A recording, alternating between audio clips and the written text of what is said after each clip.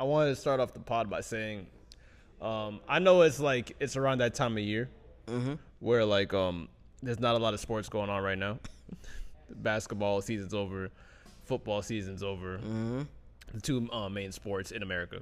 So, but of course, sports betting is still a thing. Of course. I just want to let you Shout know. out to the Florida Panthers, by the way, for showing up and winning showing back-to-back. out for our state. Salute. I don't watch fucking hockey, but I don't watch hockey neither, but they be in there. They try to persuade me that Florida's a hockey state, but all right, cool. It's not a hockey state. Cool. It is not a hockey state. But I want to say is a lot of y'all need help because I saw a nigga post on the story today that, hey, yo, what's the spread on Wimbledon? Fam, you know the hotline is in the app that you on, bro. Y'all niggas don't watch tennis, bro. At this point, y'all betting on anything, bro. Y'all niggas don't watch tennis, and y'all niggas need a job. Boom. That's the one. Yo, see, I said this last episode. We used to be men.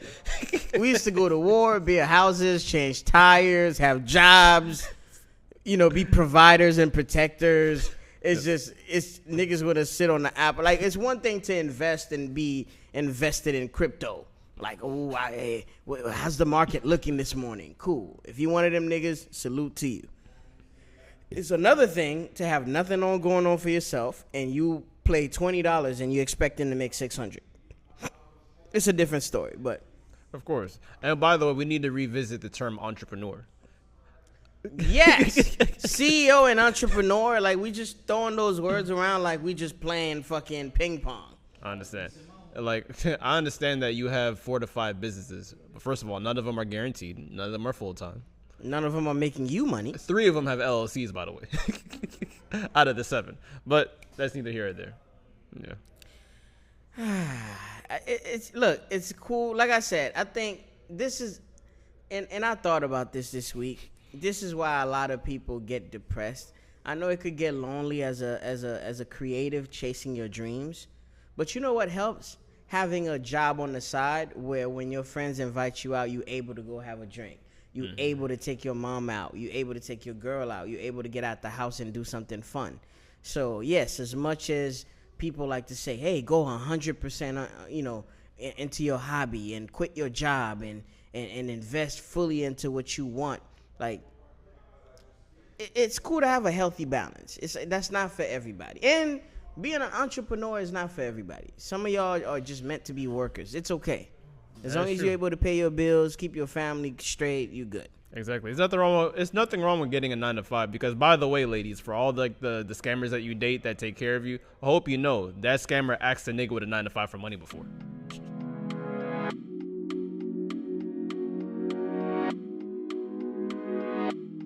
Welcome to another episode of These Are the Aesthetics.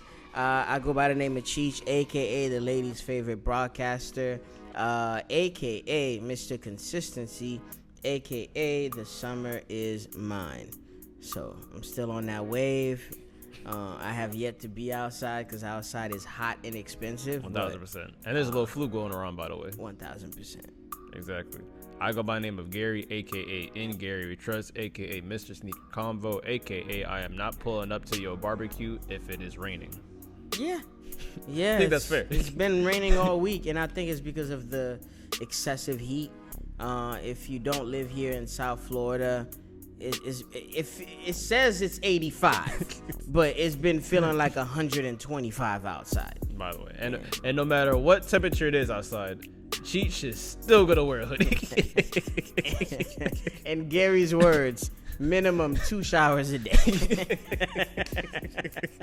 1,000. Yeah, but how are you feeling? How's your mental health? How's the week treating you?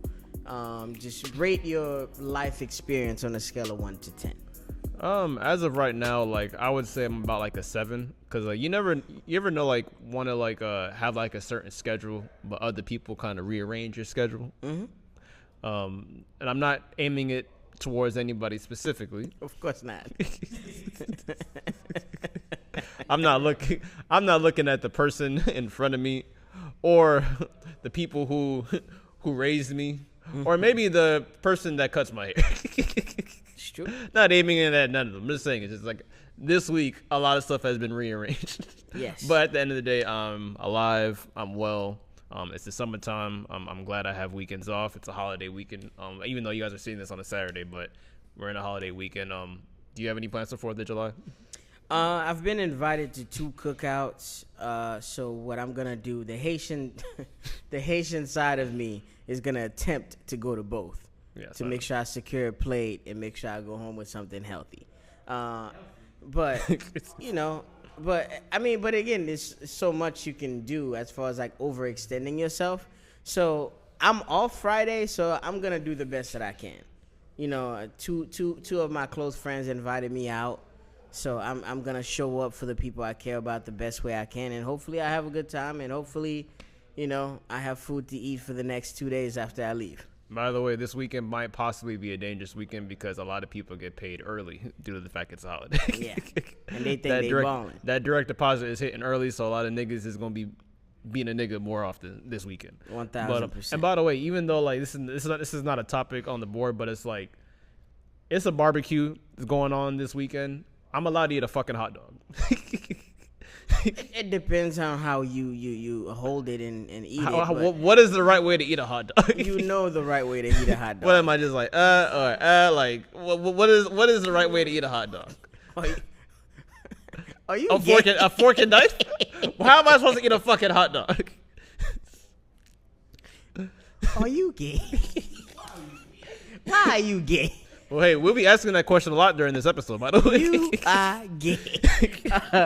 But as far as me, man, honestly, it's been a rough week for me. Mm-hmm. Starting last week, again, as men, Gary, we don't ask for much. We just want, some good food, some good company, a little bit of sports, being around the woman that we love, be surrounded by family, and be able to make some money. Starting last Wednesday, it's been a roller coaster of a week. I've seen it. My barber has been out of town for almost a month. Allegedly. I'm saving you, by the way. Thank God for Plan Bs, and thank God for me always having a backup in the tuck.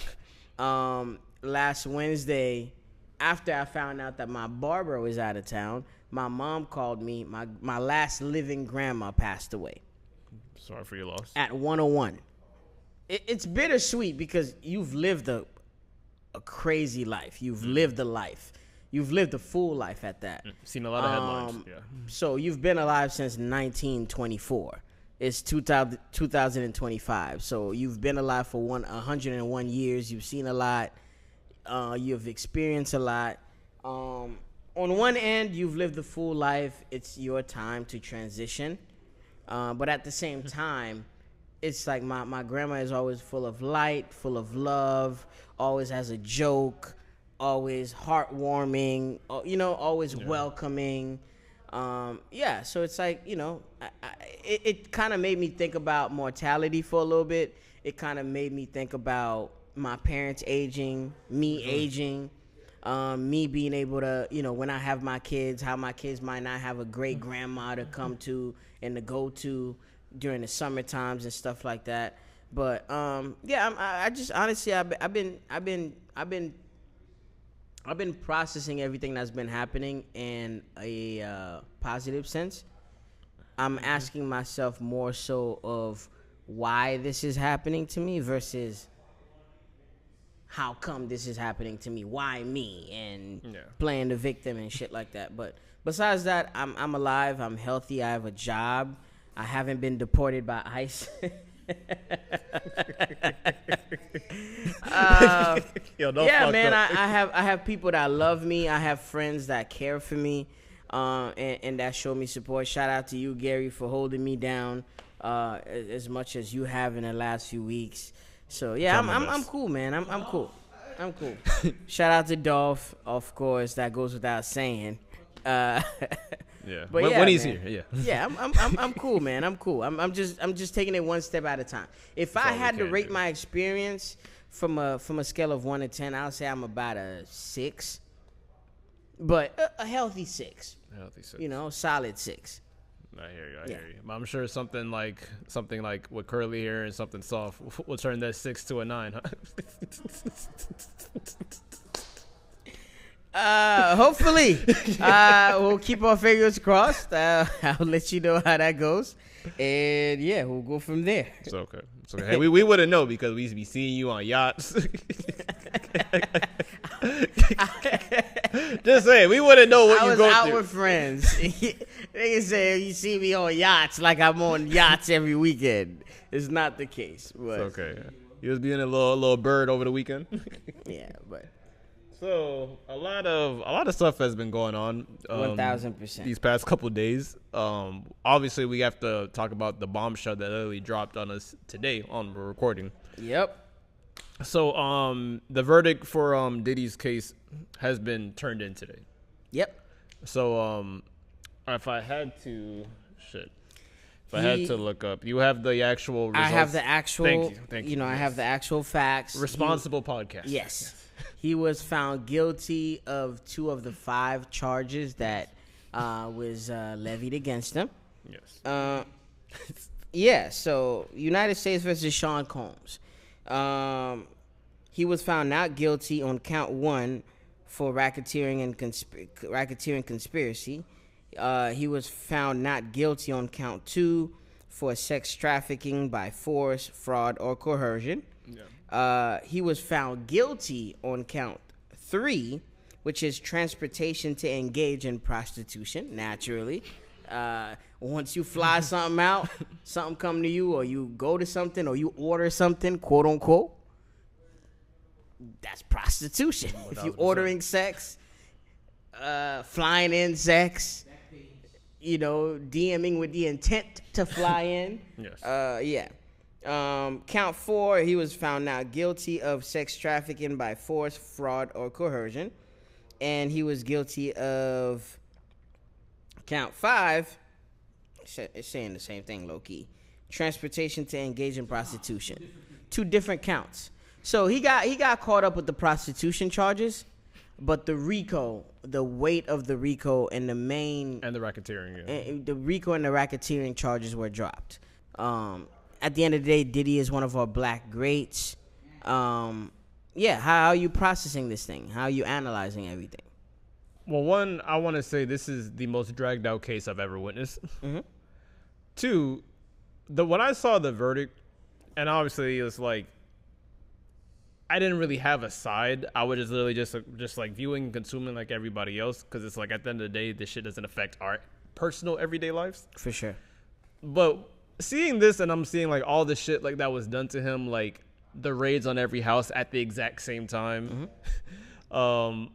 All of the stories and all of the testimonies, all of the witnesses, the videos, and it's like, you're literally, as we're watching it, we're kind of like, oh, this nigga is done, pretty much. Mm-hmm. From the outside looking in, it looked like this nigga was done. Mm-hmm.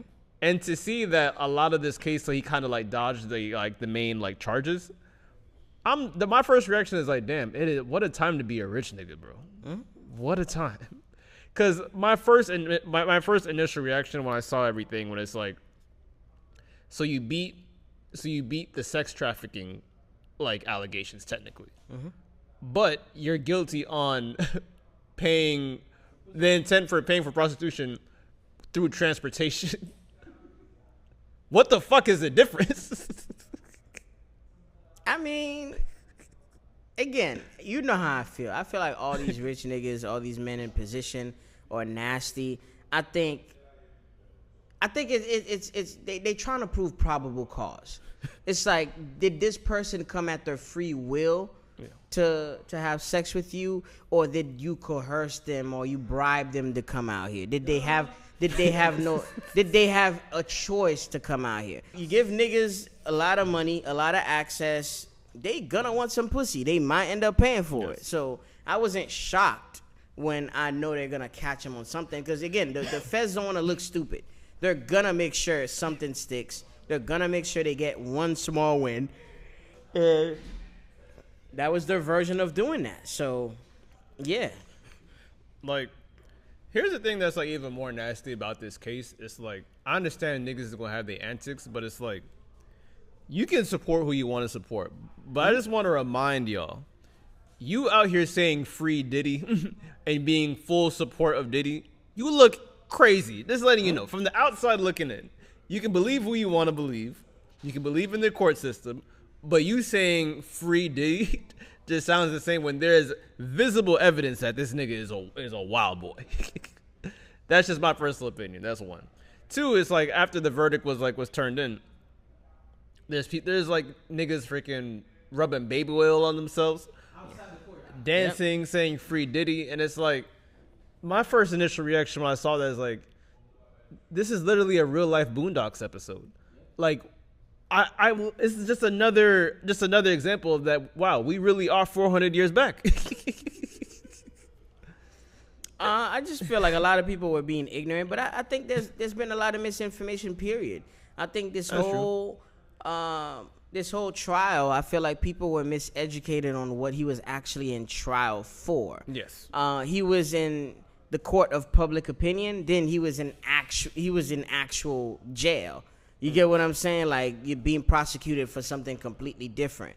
So, I mean, one thing that they successfully done was his image is never going to be the same.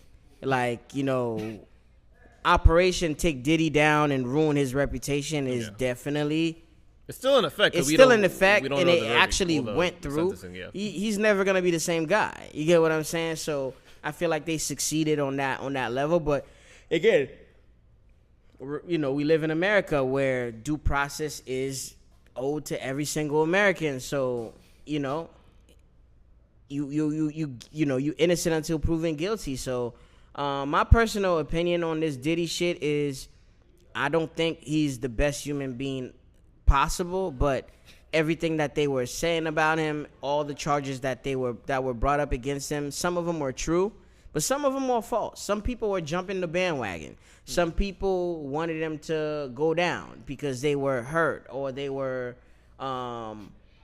scarred from past business dealings with him. But I mean, however you feel about it, when a nigga is able to spend millions of dollars on a defense team that can get him out and he successfully pull it off, my hat off to you. Like, hopefully you change for the better when you get out. And you get all the help you need to become a model citizen, as you should have been. But again, I'm conflicted. I really don't know like how to feel because I don't know Diddy personally. But at the same time, I in a sense, like, I hate the trend of the feds going for every powerful, rich black man that exists. That is also a thing. Very true. But after seeing a lot of the documents that I've seen, I'm not saying nobody deserves jail, but I do know as a grown adult when I know a nigga need a timeout, when a nigga need to sit down. Nah, he was wilding. For sure. Diddy was wilding for sure. I know when there's no denying that. Because even when Mike Tyson, when he said that when he went to jail, he said that probably me going to jail was probably the best thing that ever happened in his life, because of the fact is like Mike Tyson's on a freaking high, like he's beating up people, like possibly assaulting women or whatever the case was going on at the time. But it's like he said that he was on such a high and no one can tell him nothing, that he needed to sit down at one point, because that's really what all of jail is, because people are forgetting at the time where it's like jail is a rehabilitation center at the end of the day. Like, it's supposed to be. Yes, supposed to be. That's why they sometimes it does have the adverse effect, because niggas get out and with the lack of options and the criminal history, they're not able to get regular jobs, and they're forced to go back to the same criminal life that they were partaking in before they went in. So exactly, and obviously, like I could go on. I'm pretty sure we'll talk about it more like throughout the weeks, but it's like that's what we know as of right now. We just got to wait till October 3rd, if not before. All right, let's jump into the rollout that everybody's been discussing lately. There's been a lot of hype around the Clips upcoming album. The Clips are a hip-hop duo, a hip-hop group made of Pusha T and Malice. And after getting out of their contract with Def Jam and signing up with Rock Nation, getting on with Rock Nation, they've been making a lot of noise because of their upcoming album, and a lot of it is because of the salacious headlines and Yes. them taking a part of it by doing like some interviews, divulging certain information that the public did not know of. Yeah. Some people are conflicted and feel a way about how they've been rolling out this project, because some people feel like, okay, if it's just about the music, let the music speak for itself. Exactly. But then again, some people enjoy, being pulled in to the story behind some of these songs, and they want to fall in love with the messaging and the history and what brought the artist to feel a certain way and shit like that. How do you feel? Because we're going to get into it, obviously, in a deeper level, but Well, how you been taking that? Well, the first two songs that he said, wow, that was stupid. But the first two songs they dropped was like Ace Trumpets and So Be It. I think both songs are phenomenal. They're fire. I've been a lifetime fan of the clips. And on top of it, I know that this is gonna be a different album because one, obviously Pharrell is involved, even though unfortunately Pharrell and Hugo is not involved like the Neptunes. But seeing that Pusha T has always been on this run. He's been rapping the best of his abilities, and now he has his brother No Malice right next to him. So it's only expect greatness. So Ace Trumpets comes out, fire song, produced by Pharrell, cool. Then obviously he drops this new song called So Be It, which is even more of a fire song, but the end of the song is actually getting a little bit more. It's been more of the talk of the town because of the fact that Pusha T has been throwing shots at Travis Scott, and which is funny as fuck. Yes. Because he's on interviews saying, "You're not a rapper. Stay out of rappers' business." But you're addressing him on a rap song. You highlighting him, and his profession is a rapper. So yes, how do we take that? And you guys have songs together, literally. And you guys came up damn near from the same lineage of good music. But what I would say is with Pusha T is it's not even really I'm not even gonna blame this on the whole clips, because it's if you look at the interviews, No Malice is just sitting there when is this shit over with? Pretty much. Pusha T is obviously the one that's a little bit more talkative. He's a little bit more engaged. He's been outside obviously a lot more.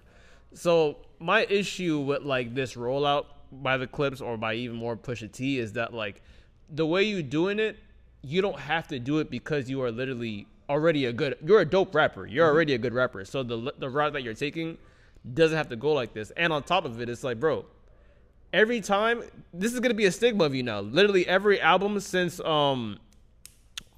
what's the album that Kanye executive produced? Fuck. Nah, bro. Fuck. Damn. No, I'm sorry. I know exactly what you're talking about. I'm gonna find it. Damn it. I know. I have to say the album. I know exactly what you're talking about. Daytona. Dark. Okay, I was gonna say Darkest Before Dawn. Okay. No. Daytona. So pretty much every album that you've done since Daytona, it has been literally the rollout has been beef. Because in Daytona, you called out Drake. And then, in the second album, I'm forgetting the name, but it's even though it's a really fire album, but it's that was around the Drake beef still. Now with this album, you're dissing Trav. So now there's going to be a stigma on you that, all right, bro, so you're not going to drop an album only unless you're beefing with somebody? Which I hate that you getting that stigma, because you're a better artist than that. I mean, I think hip hop is about, there's, battling is part of hip hop, beefs are part of hip hop, but it's you have to go against somebody of the same ilk. If you tell people, oh, Pusha T is going against Travis Scott, people are gonna look at you crazy because they're not on the same tier lyrically. It's just, I don't know. I just feel like Pusha T is out here in interviews saying, I live by a certain code, this and that, but you over here spilling tea, gossiping, you gossiping, you spilling secrets, and you talking about conversations that you were privy to behind the scenes. So if you're gonna be solid, if you're gonna be 10 toes down, be 10 toes down, period.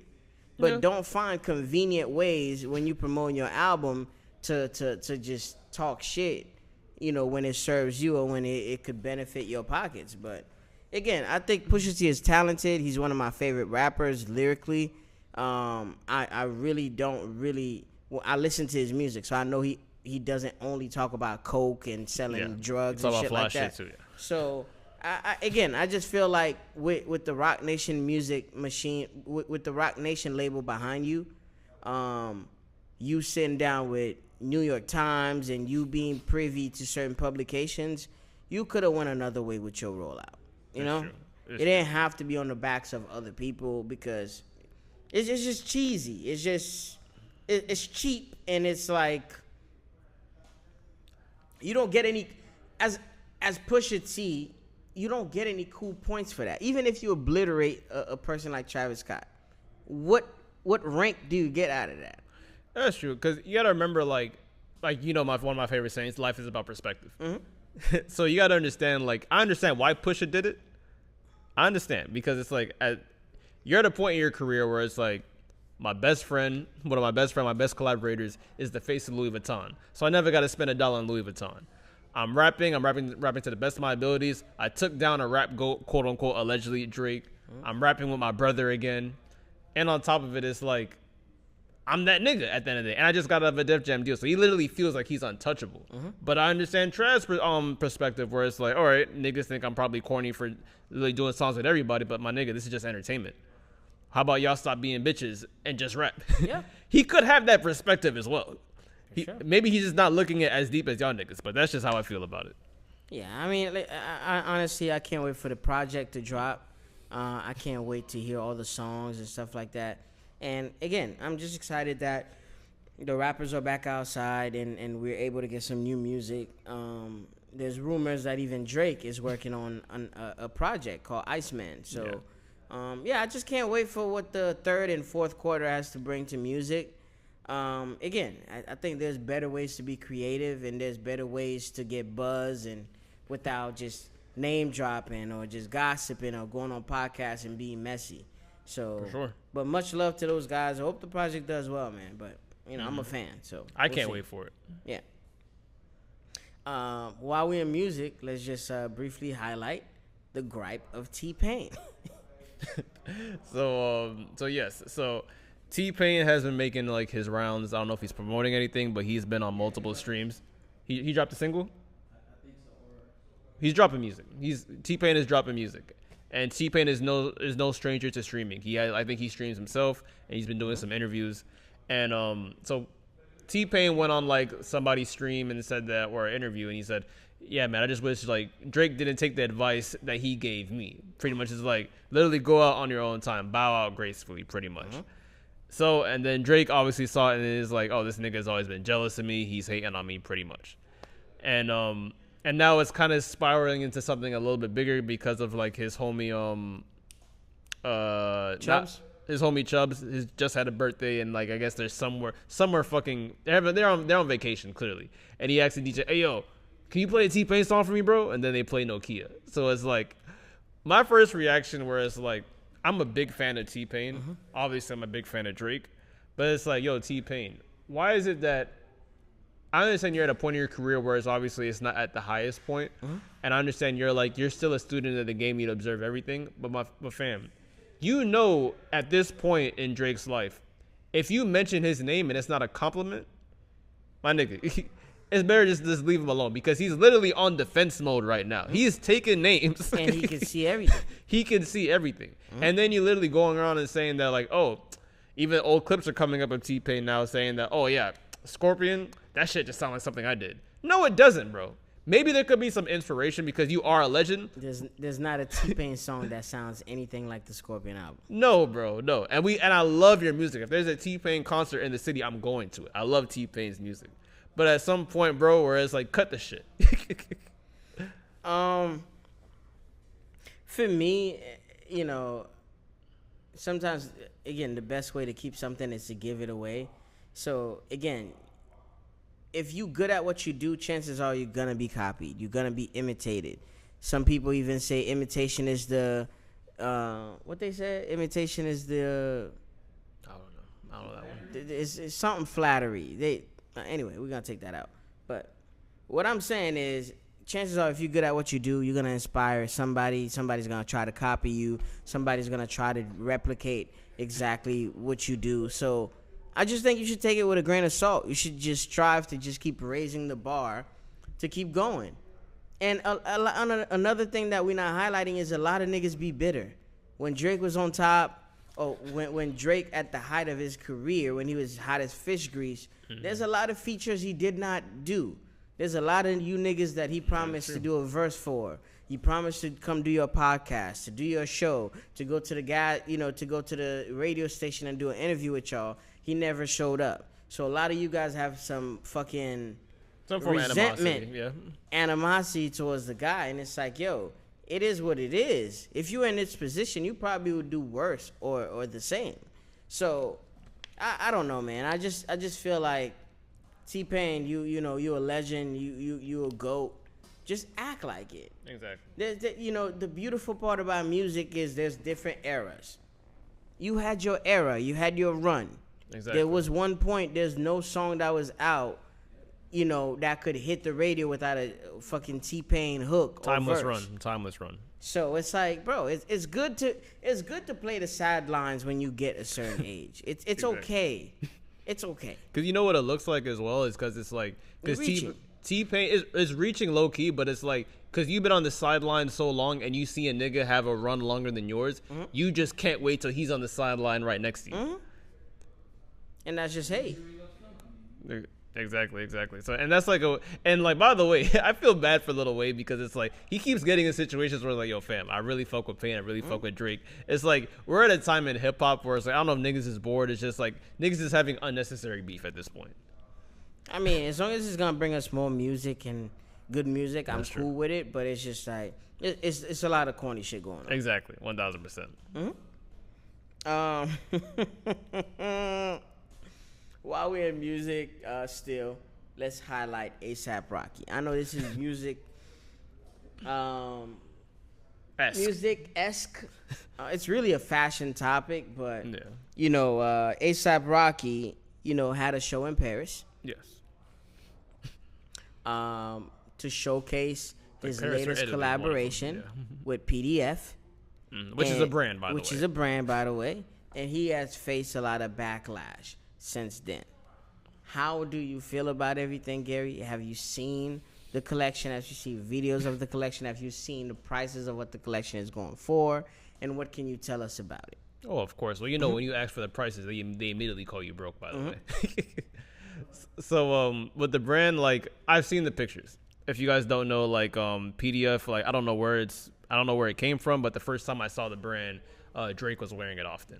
And then Lil Yachty was doing a campaign for it. Oversized shit.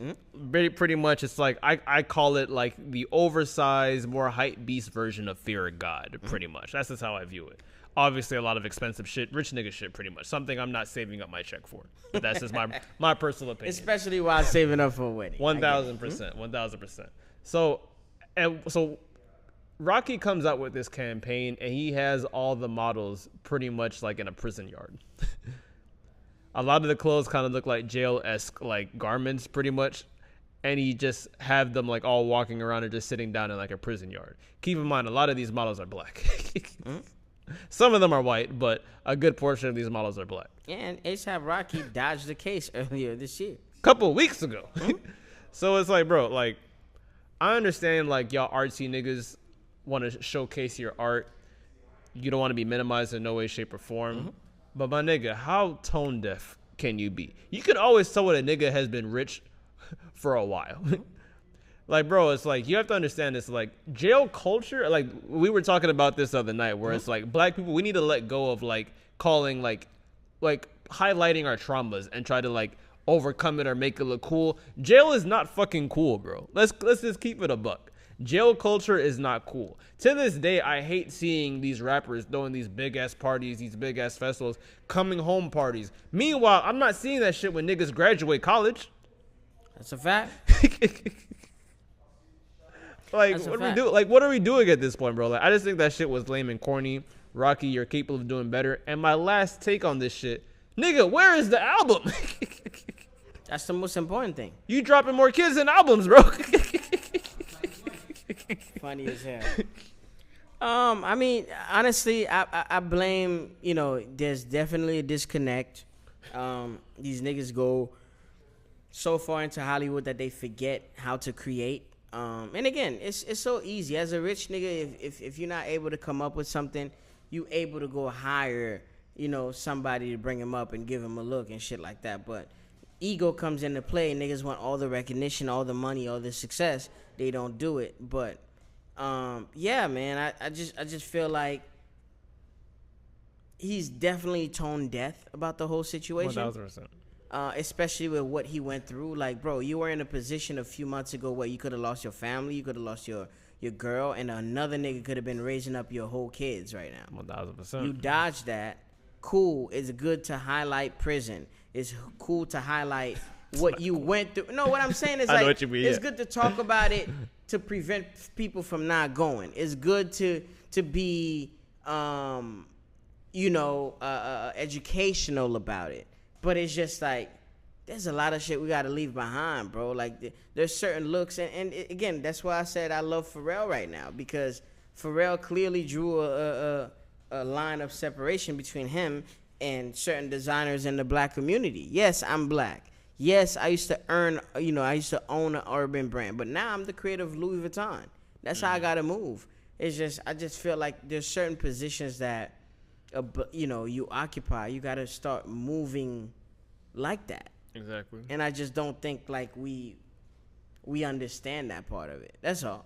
Yeah, I agree. Like, yeah, I agree. All right. Well, let's get into basketball.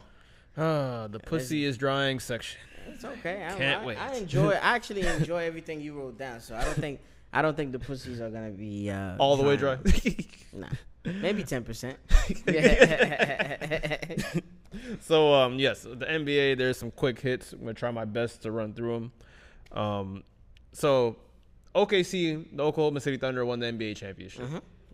Shout out to them. Shout out to them. Obviously, finals MVP, SGA, Shea Gilgeous-Alexander. Incredible season. Incredible season. This nigga was averaging 30 every freaking game, pretty much. Mm-hmm. Every game.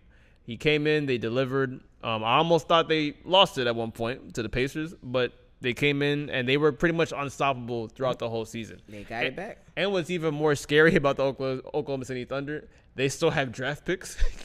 And they still have like a foreign player that didn't get one touch of basketball, and he was like, I think, the MVP of like his season pretty much. So it's like they're just literally continuously like getting better.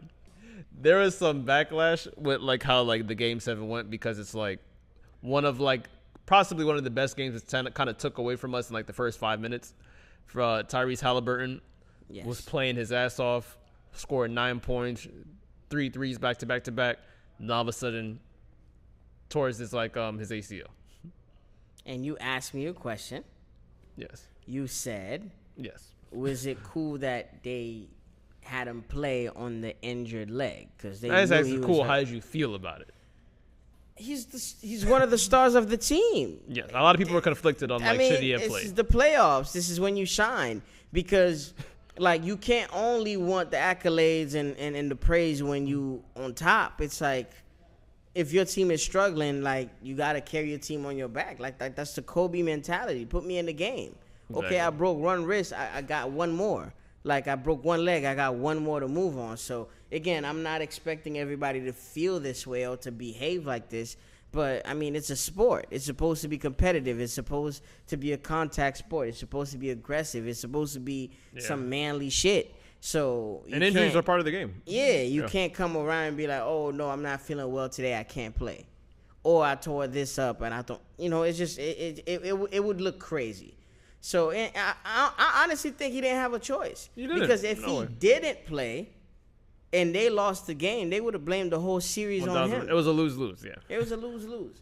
Yeah. So I mean, shout outs to the Pacers. They did a good job at holding out and playing quality basketball. One thing I could say about the teams that were in the playoffs, that they play fundamental basketball. They show you what it's like to take the ball to the basket, to pass the ball, not just shoot around some 30, 40 footers. Exactly. Shout outs to them for that. Of course. And I actually even agree with it more, the fact that he played, because it's like Game 7, you're hurt. I know some people was like, don't risk your whole next season, but it's like, yo, fam, you never know. You never know I don't know when's the next time I'm gonna be here again in the game 7. I gotta give it all I got. And as you can see by the Celtics, they won last season, and look what the Celtics are at now, getting rid of their key stars. And it's very clear.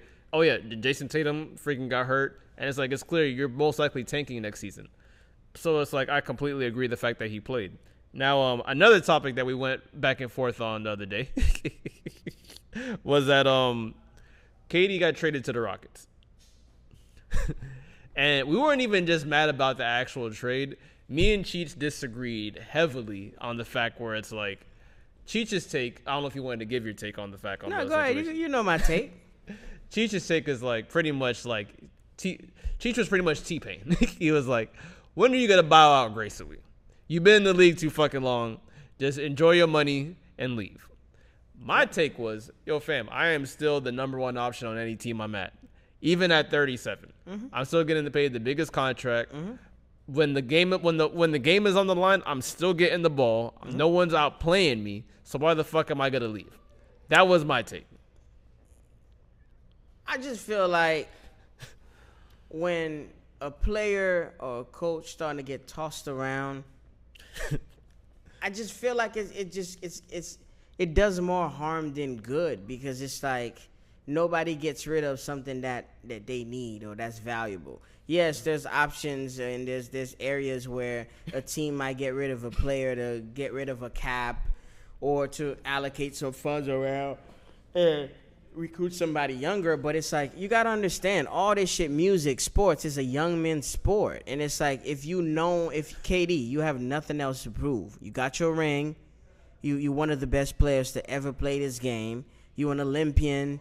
You've done a lot for the game of basketball. You inspire the people that you needed to inspire. So it's like, to me, instead of being that old guy that's trying to hang on to his prime years, and clearly you're not in that mode anymore, it's good to just go out like a G, go out on top.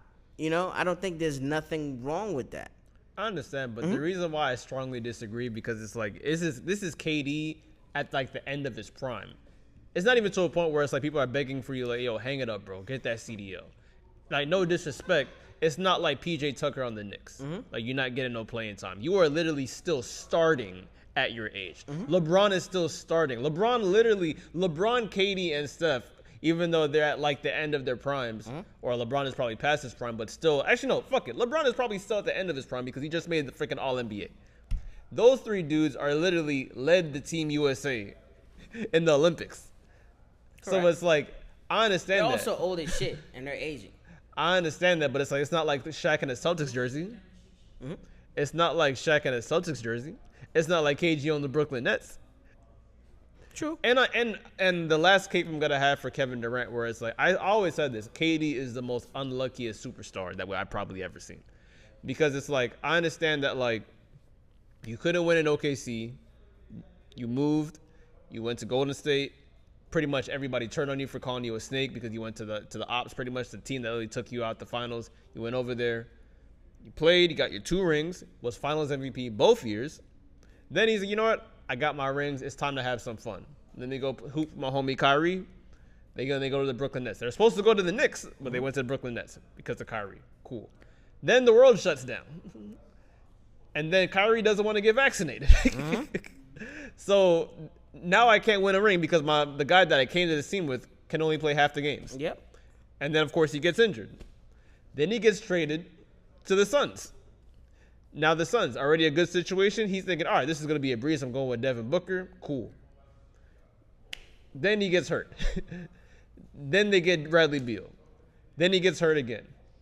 To a point where it's like, bro, it's at some point, it's really not his fault at the end of the day. And keep in mind, while he's on the court, he is balling, by the way.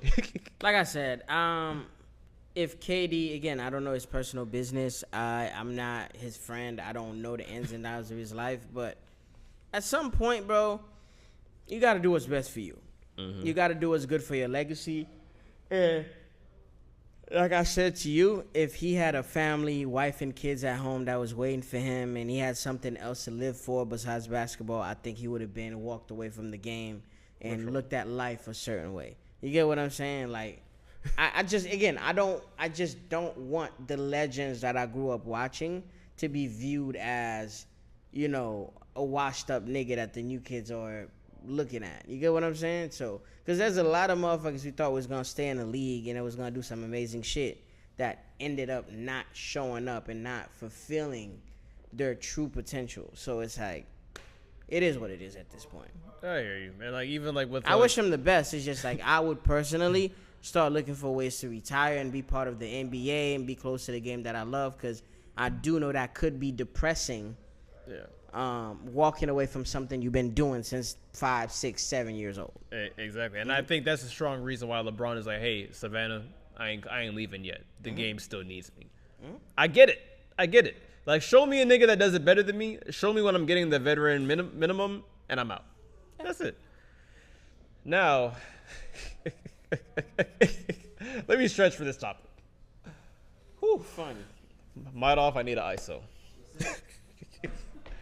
Now, the NBA draft took place recently. Correct.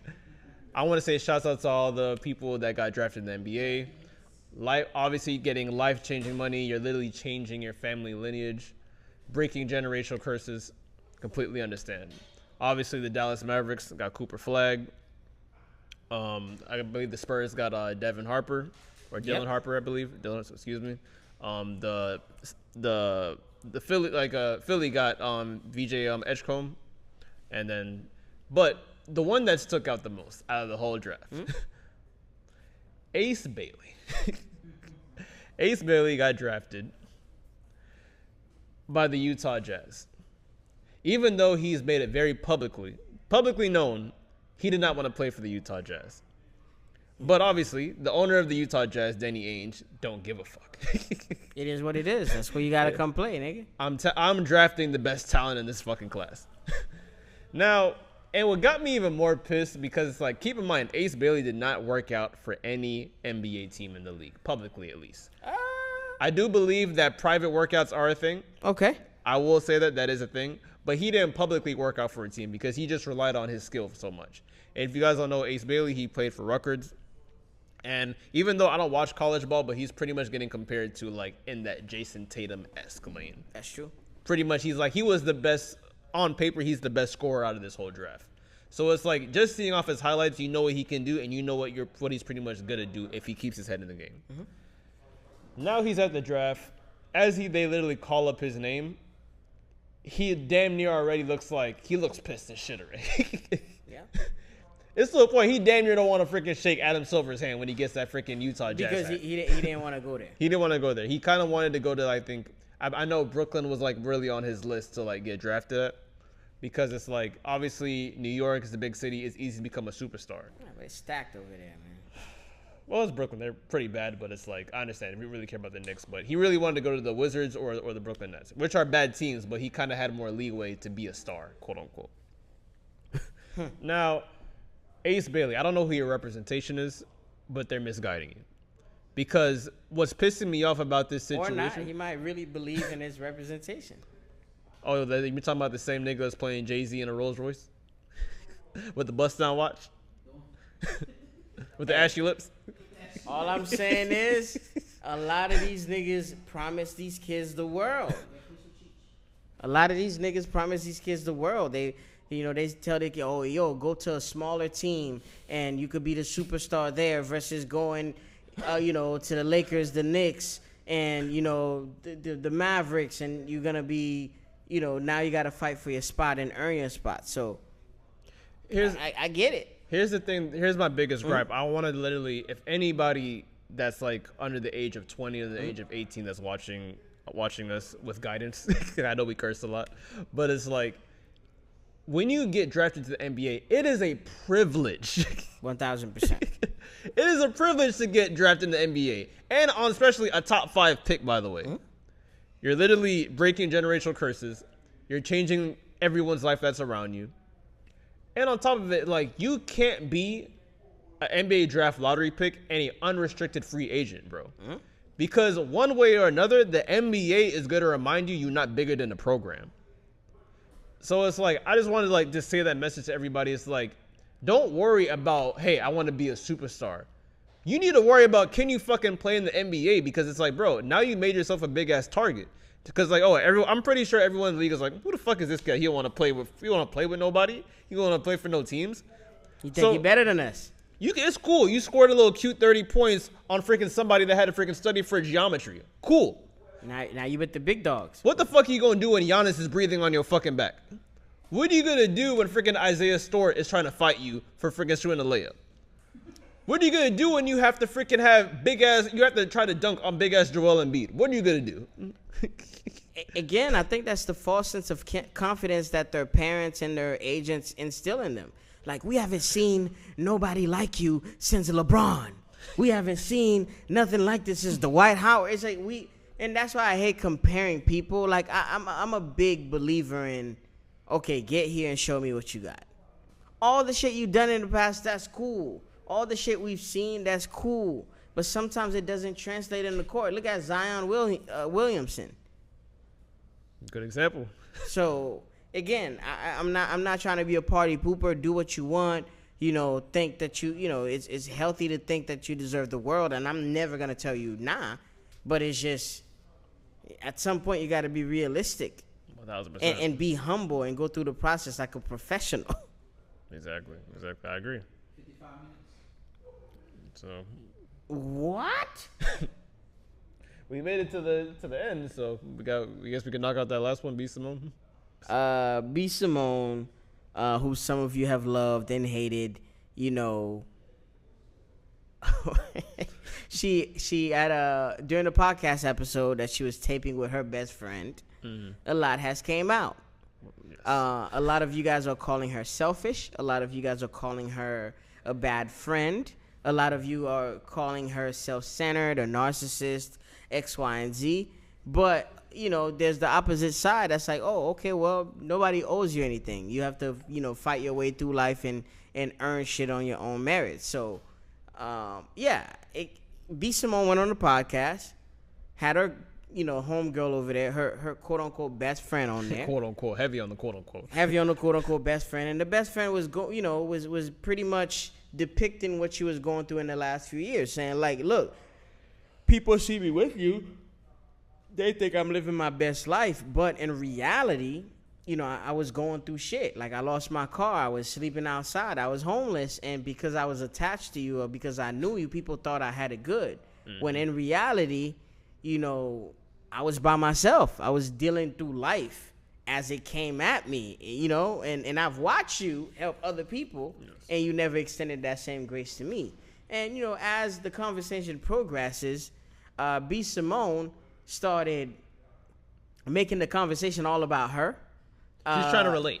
she was trying to relate. In her way, she was trying to relate. She was trying to do a good job at relating and drawing parallels between their two worlds. Very far parallels. And it came out that, she's struggling financially, and a lot of people had their gotcha moments. But how do you feel about this thing? How do you feel about it? Now, first off, when I saw the clip of B Simone saying that, like, how she's so broke that she can't shop at Bloomingdale's, she had to get out of the store and she has to shop at H&M now. What's wrong with H&M, first of all? You know what fucked me up? Mm-hmm. I was at H&M that day when I saw the clip, and I literally put down a dress shirt, and I'm like, I don't feel like dropping 50 on this right now. So I felt like an ultimate piece of shit. Whoever is listening to this, there's nothing wrong with H&M. Nothing wrong with H&M. Nothing wrong with Old Navy, TJ Maxx, Ross, Zara. Hey, it's how you wear what you have. You can't let your clothes wear you. Anyway. And plus, one thing I would say with the B Simone topic is this, like, she clearly has a different outlook on reality. Mm-hmm. She has been living a certain lifestyle. I don't know. I understand that she works hard because I've seen multiple of her clips saying that she wants an entrepreneur and she can't date no nigga with a 9-to-5. By the way, as I said before early in this pod, y'all women that say that you don't want a nigga with a 9-to-5, you love them scamming ass niggas, them niggas that like are quote unquote entrepreneurs that have different job hustles. Keep in mind, a lot of those entrepreneur ass niggas, that's how bad I am after freaking saying it. They asked me for fucking money, by the way. Yep. And I work at 9 to 5. So get that fucking mindset where it's like, oh, you can't date a 9-to-5 nigga. Because this world is literally ran and built by niggas that have a 9-to-5. So all I'm going to say is, B. Simone, you need to have a different form of reality. You need to get in check. Hopefully all this backlash on your podcast has humbled you a little bit. And as far as with the friend, I don't know what she's going through, but I can see her perspective on why she felt some type of way. Even though she wasn't owed anything, but I understand if you literally sleep in your car and your best friend saying that, hey, we literally just went to Mykonos, I understand you have a right to be upset. In a way, I understood what your quote-unquote best was, friend, by the way. B. Simone has the right to give away or keep her money. Yes. As much as she wants to. She earned that. Nobody owes you anything. But at the same time, I think the definition of being a good friend is also looking out for your friends, helping them out and looking out for them and guiding them through certain situations and being there for them emotionally, physically, and mentally and stuff like that. And I just feel like she dropped the ball in so many areas. And I feel like she's the type of friend to make, everything about her and not look at the bigger picture. She strikes me as the friend that's always the one emotionally dumping 1,000%. on the other friend and not really caring about how their day went. Exactly. And if they even are in a space to even listen to her shit. So, again, just be selective out here when you're making friends. And, yeah, stop running around saying everybody is your friend. Like, you got it right now. You lit. You popular. People are attaching themselves to you. When life gets rough, that's when you realize who's really in your corner and who's not. So that's just how I think about it. And like the last thing I would say about this is that that whole conversation between those two females, it's very clear who needs therapy. Because you can't be emotionally dumping yourself on people and still want shit from you as well. Same thing with B. Simone, because it's like, this is why therapists exist. Because your problems and someone else's problems is completely different, and you can go to a therapist without being judged. At least see your face. But anyway, good luck out there. Thoughts and prayers. Stay safe this holiday weekend. Stay safe. It's the summertime, guys. Yeah, watch them fingers for them fireworks. Be careful this weekend with the fireworks. If you don't know what you're doing, get around somebody that does. Be safe or stay dangerous. Just no drunk driving. By the way, obey the law. If you know you have no paperwork, just be at a certain time. Be inside of the house.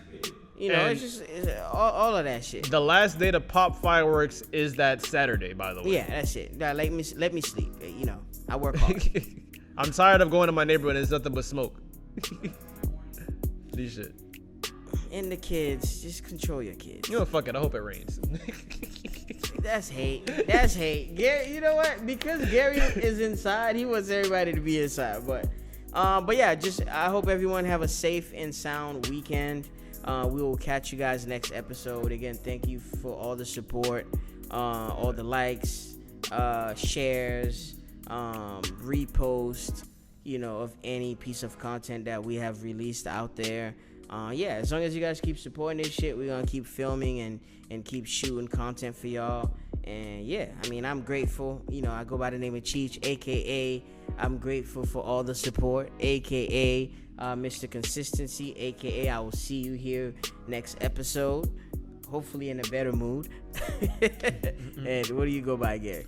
I go by the name of Gary, aka Mr. Sneaker Convo, aka let me eat my hot dog and burger in peace. There's a way to do it, but yes, we support you eating food. And we are. These are the aesthetics. See you next time.